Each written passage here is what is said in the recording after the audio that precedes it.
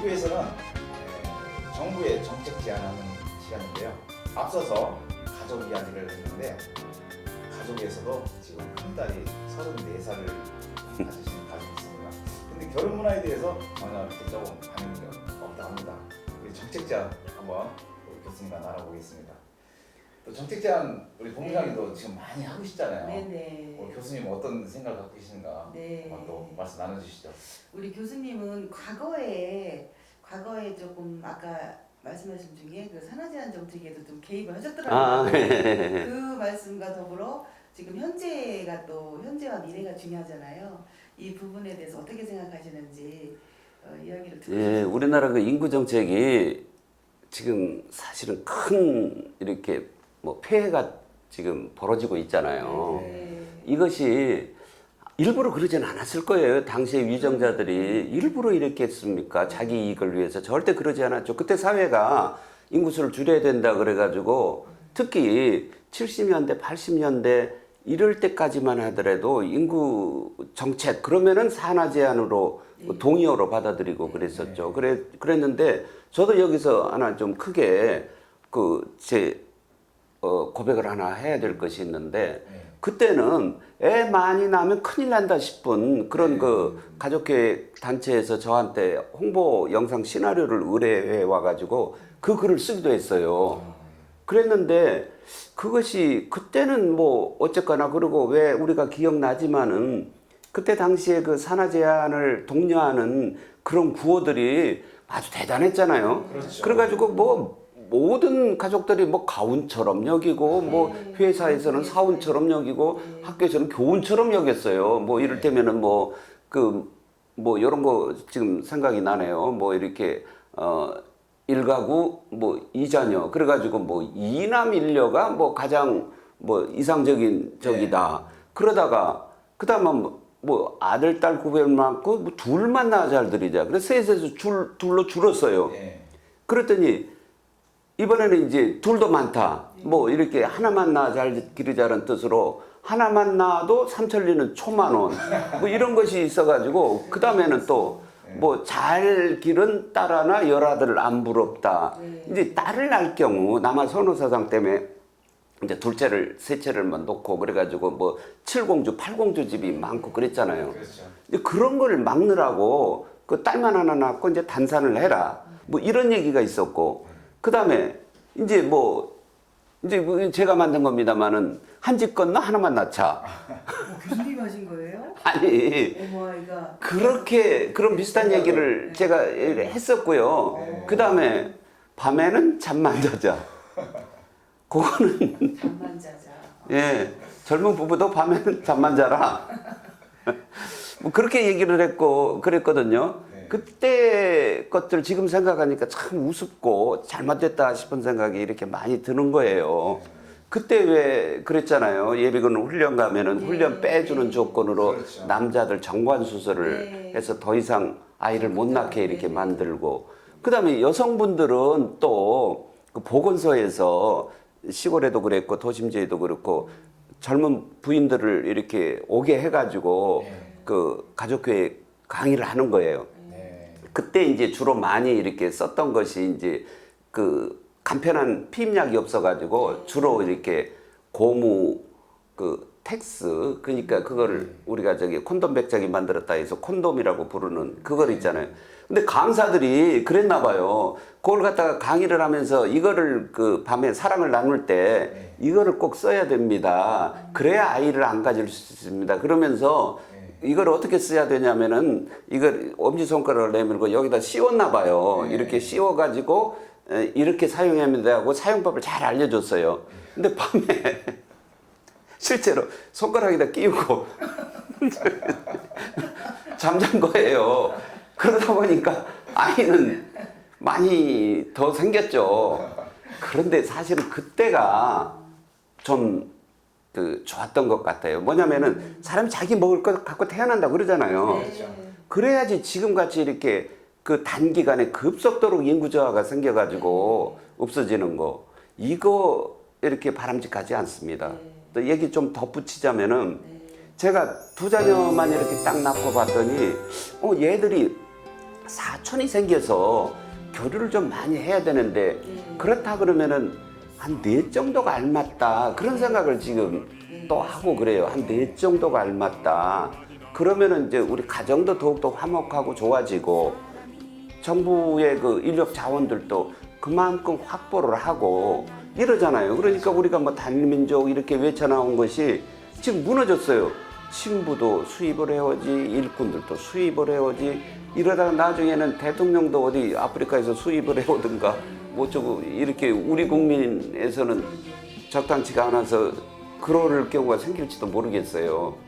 그래서, 아이들이 또 이렇게 많으면은 그런 것이 있어요. 이 아이는 또 음악을 좋아하고, 이 아이는 또 뭐 미술을 좋아한다. 이 아이는 법을 좋아한다. 이래가지고 각기 자기 좋아하는 거, 자기 잘하는 것을 하게 되면은 한 가족이 어떤 멀티플레이어들이 모여있는 뭐 그런 집안이 되지 않겠어요? 그래서 지금, 그리고 저도 이제 그때 당시 한 20년 전에 지방대학에, 신설대학에 임용을 받아서 내려갔는데, 글쎄, 학생들이 없더라고요. 안 모여요. 그래서 제가 처음에는 자괴감이 들더라고요. 아, 내가 이렇게 교수로서 인기가 없으니까 날 보러 애들이 안 오는구나 싶었더니 다른 대학도 마찬가지더라고요. 그 서울에 있는 좀 유수대학이라는 곳만 몰리지 지방에는 아예 그 인력 자원이 없는 거예요. 대학 갈 나이에 이른 아이들이. 예.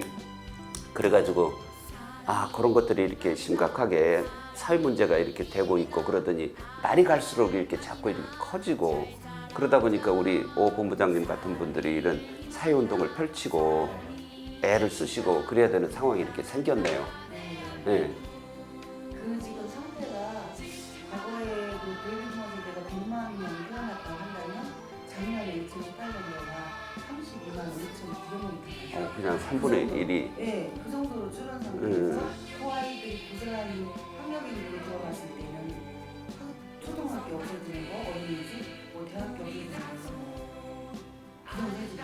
그 정도로 이렇게 자연 인구가 감소되게 되고 지금 올해부터는 그 사망자 수가 태어나는 인구보다 노인 인구의 사망자 수가 더 늘어나는 거예요. 그러면 위에서도 돌아가시는 분이 많고 태어나는 인구가 적어지고 이런 자연 감소가 심각하게 아마 내년부터는 더 심각했어요.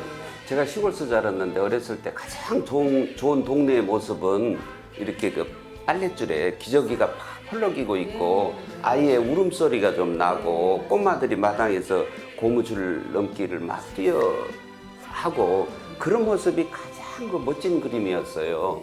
그런데 이제 지금의 시골에서는 그런 모습을 보기가 힘들죠. 없죠. 네.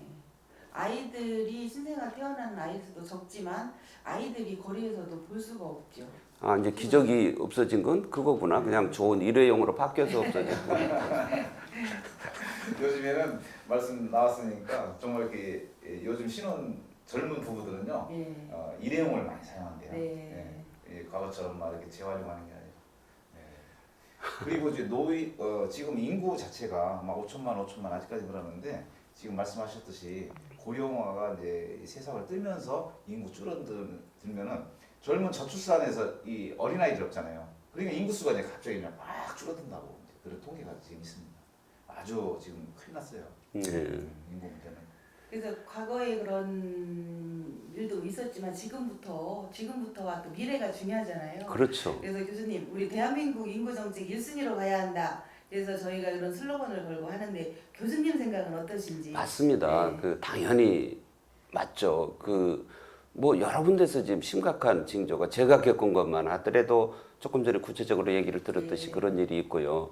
그 다음에 우리가 지금 살고 있잖아요. 그런데 우리 대에서 이 세상이 문 닫는 건 아니잖아요.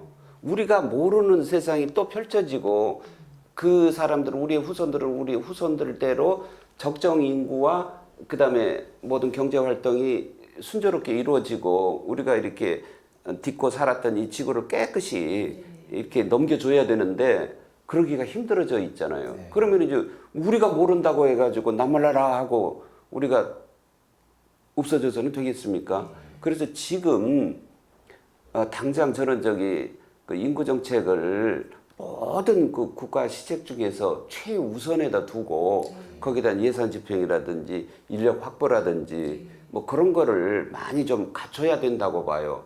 근데 제가 이제 그런 것에 대해서 구체적인 어떤 정책 사안은 전문가가 아니어서 일일이 제시를 못 하겠습니다만은 결혼 장려를 좀 이렇게 하고 결혼 장려를 하고 그다음에 지금도 지방자치제의 상황에서 지방에 따라서는 어디 다자녀를 낳게 될 경우 이렇게 축하본드나 출산 지원금 그런 것들 이렇게 혜택을 좀 준다고는 들었습니다만은 좀 더 그 정약용이 돼야 됩니다. 정약용. 정약용이 뭐냐면은 다산이잖아요. 아, 예. 제가 얼마 전에 저희 선유초등학교 여기 뒤에 있거든요. 예전 저쪽에. 예.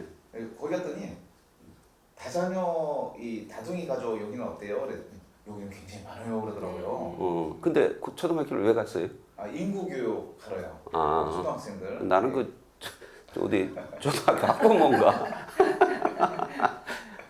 예, 갔더니 이제 아이들한테 3명인 자녀, 2명인 자녀 이렇게 손들었더니 실제로 3명이 있대. 보통. 네. 그 2명은 점점점 이렇게 좀. 이제 그, 대전 선유 초등학교요? 예. 아, 왜 그러냐면은 그 아파트가 이제 여기도 신도시처럼 아파트 단지가 새로 생겼는데 이 다둥이 가족을 우대하는 그런 정책이 있었는가 봐요. 그래서 그 아파트촌은 이렇게 좀 다둥이가 많다고 하더라고요. 그래서 교수님 말씀 들어보니까 이런 정책 속에서도 그런 부분들이 좀 많이 있어야 되지 않겠나. 근데 또 상대적으로 떠나는 그런 마을이 또 있거든요. 그런 것도 좀 이렇게 되살릴 수 있는 그런 부분이 있어야 되겠다 생각이 들어요. 그래서 교수님 대한민국 정책, 인구 정책 중에서 물론 다 맞물려 있고 중요한 부분이 있지만 그 중에서도 우리 자녀로 따님을 한번 생각해서 네. 조금 우선순위로 좀 제도 개선이 있었으면 하는 그런 바람 한 가지만 좀 말씀해 주세요. 예. 제도 개선을 네. 새로 입법화 시켜가지고 여자가 몇 살부터 결혼을 안 하면은 징역을 살게 한다거나 애를 한둘만 낳았을 때는 엄청난 그냥 벌금을 물게 한다거나 이제 그건 웃자고 하는 얘기고요.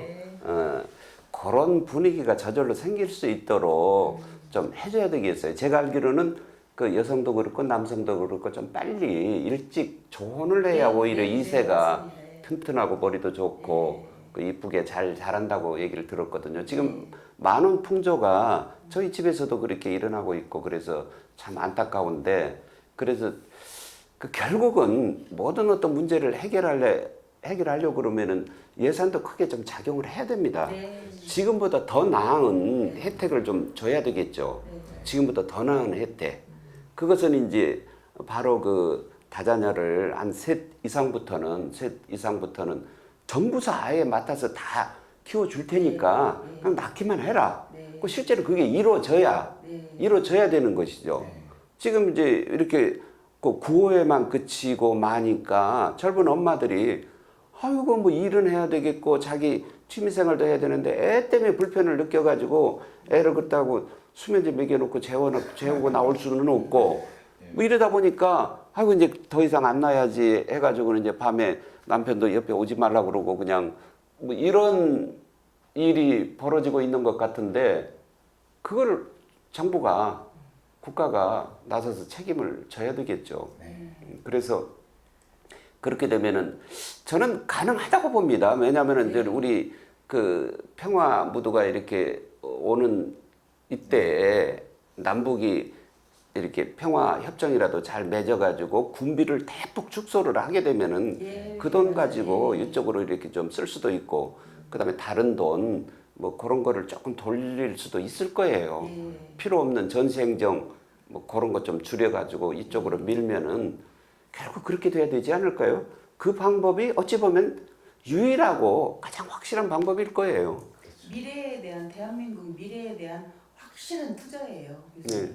그게 그런 쪽으로 재정이나 모든 부분에 저희 대한민국이 있는데 그런 부분에 포커스를 맞춰준다면 경제라든지 대한민국의 미래는 더 활짝 더 열릴 수가 있거든요. 근데 그 부분을 좀 안 하는 게 좀 안타깝습니다. 맞습니다. 예. 대한민국 우리 청년들 젊은 층이 또 굉장히 희망을 갖고 여러 가지 젊은 층이 많은 걸 포기한다고 하는데 젊은 층한테 좀 희망을 불어넣어 줄 수 있는 그런 당부 말씀 좀 한 말씀 해주세요. 흔히 이제 젊은 층들의 저기 고난을 두고 아프니까 청춘이다 네. 이제 이런 말로 해주는데 아프면은 환자지 그게 어디 청춘이겠습니까? 아프지 않게 네. 주변에서 해줘야 되는 거예요. 네. 그래야 그 사람들이 그 의욕적으로 일을 하고 그다음에 우리가 추구하고 있는 이제 인구 증가 활성화 정책에 들어올 거고 그렇거든요. 그래서 그 젊은 사람들의 저는 대학에서 학생들을 가르쳐 보고 그다음에 또 젊은 친구들 앞에서 강의를 할 때마다 느끼는 것이 그 패기와 그런 것이 가장 확실하고 건강하게 잘 자라고 있어요. 그 사람들이. 네. 그런데 주변에서 제도 자체가 자기를 그렇게 수용을 못 해주고 있더라고요. 그래서 우리 젊은 사람들 다만 때로는 이제 일부 좀 젊은 층들이 조금 이제 사디 업종이라 그러나요? 그런 걸 기피하고 그러던데 그래서는 안 되죠. 그래서는 안 되고 그래서 저기 자기에게 주어진 일만 하려고 하지 말고 내가 해야 될 일 말고 더 찾아서 저 하고 싶은 일, 해야 될 일 더 찾아보면은 그렇게 좀 해야 된다고 봅니다. 적극적으로 좀 살라는 얘기를 좀 하고 싶습니다. 이래가지고 벌면은 맛있는 음식도 사 먹고 해외여행도 다니고 예쁜 그 아이들도 좀 낳고 뭐 그렇게 살아야 되겠죠. 기운 잃지 마세요. 네네.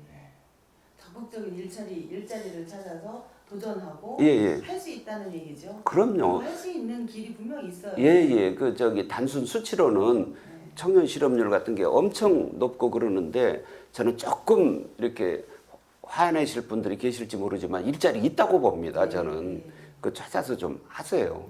네. 감사합니다. 예, 제가 이렇게 이제 교수님 말씀하는 그 상황에서 꼭 이제 아모르라는 노래 중에도 연애는 필수, 결혼은 선택이라는 말이 있는데 저는 교수님께 이런 그 말씀을 드리고 싶어요.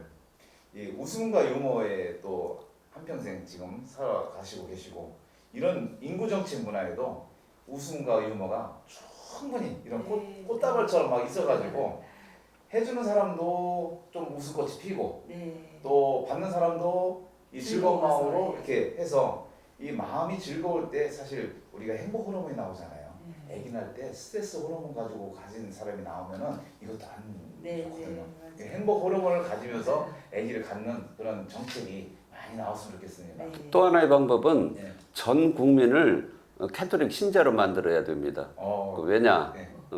제가 이제 캐톨릭 신자인데 저희는 그 저기 낙태를 원칙적으로 반대를 하거든요. 죄로 여깁니다. 그래서 저기 낙태하지 말고 다 낳아라. 그런데 종교의 자유가 있는 나라에 전 국민을 어떻게 카톨릭 신자로 만듭니까? 그 태아도 소중하다는 그 얘기만 좀 하려고.